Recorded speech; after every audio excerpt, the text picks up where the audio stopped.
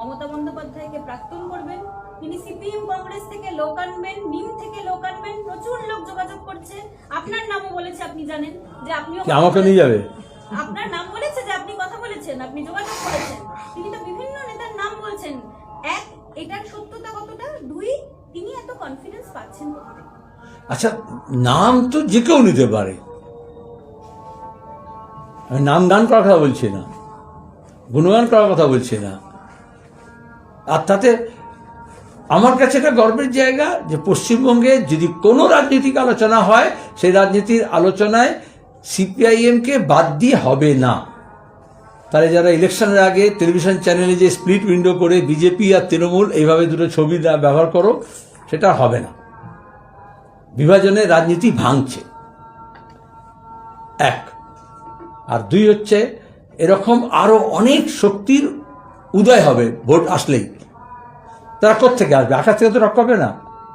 যারা বিজেপিতে গেছে, হতাশ হয়েছে, অভিজিৎ গাঙ্গুলি বলছেন যে আর এটা যে আশায় দিয়ে গেছিলাম, হ্যাঁ কি আশায় ছিল না একটা ছলনা, হ্যাঁ কি আশা, হ্যাঁ। তো যারা এরকম খেলাঘর বেঁধেছিল, হ্যাঁ, তারা আসলে যদি অমানুষ না হয়, মানুষ হয়, তাহলে তাদেরও তো এরকম নানা রকমের সিদ্ধান্ত নিতে হবে। তো যারা তৃণমূলে গেছিল অনেক আশা নিয়ে, তাদের ক্ষেত্রে তাই। আমাদের স্পষ্ট কথা হচ্ছে, বিজেপি তৃণমূল বিরোধী শক্তিগুলোকে আমরা এককাট্টা করছি। কে কাকে কোন দল থেকে নিয়ে আসবে, আমরা তার বিরোধী। দল বিরোধী আইন এই জন্য নিয়ে আসা হয়েছিল।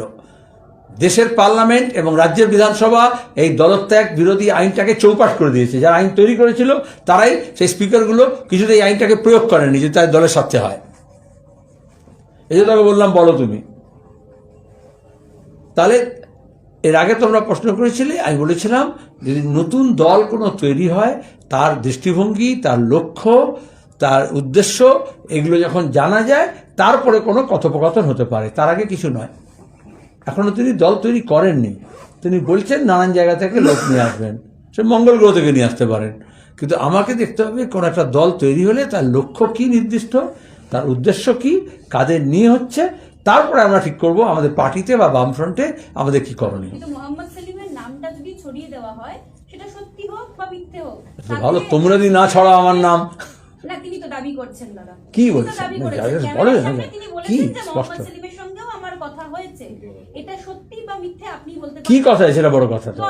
দলে আসবো বা দলে যাব আমরা। সিপিআইএম এর দলে এরকম করে কেউ আসতে পারে না, কেউ যেতে পারে না। প্ল্যাটফর্ম নয় বিজেপি তৃণমূলের মতো।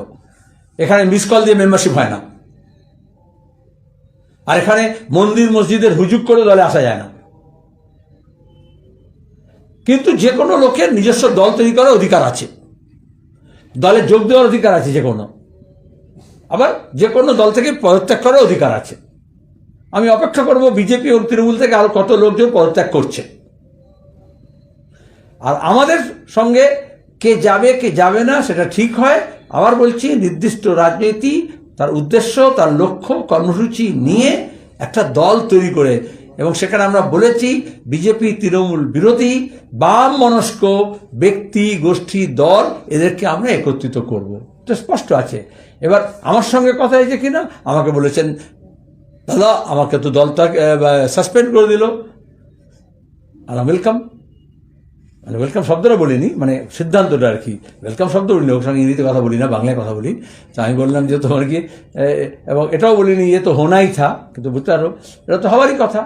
কারণ সে যখন বিভাজনের রাজনীতি করেছে, অধীর সেলিমকে হারানোর জন্য যখন বলেছে, ভাগীরথী নদী যেটা নিয়ে মোদি বললেন, যেটা নিয়ে মিডিয়া গোটা দেশে ন্যাশনাল ইস্যু করলো, কেউ ভাগীরথীতে কাউকে ভাসি দেয়নি।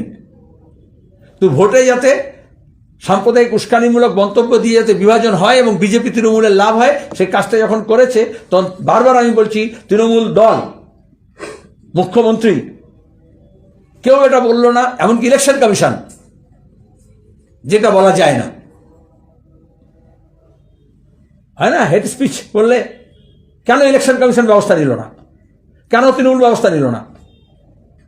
কেন তৃণমূল বলল না যে এটা আমাদের দলের ব্যাপার না, ওনার ব্যক্তিগত ব্যাপার?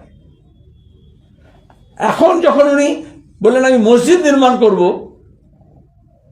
তৃণমূলের করাপশন আছে, আমি তৃণমূল করবো না, আলাদা দল তৈরি করবো, তখন তাকে তৃণমূল থেকে বার করে দেওয়া হলো। তাতে এটা কালীঘাটকেই জিজ্ঞেস করো যে সাম্প্রদায়িক বিভাজন, উস্কানি, হিংসার কথা বললে তৃণমূলে থাকা যায়, আর মসজিদ তৈরি করতে গেলে বা মন্দির তৈরি করতে গেলে মমতা ছাড়া আর কেউ করতে পারবে না। এটা এক রকমের স্বৈরতান্ত্রিক। বলছি যে প্রাক্তন বিধায়ক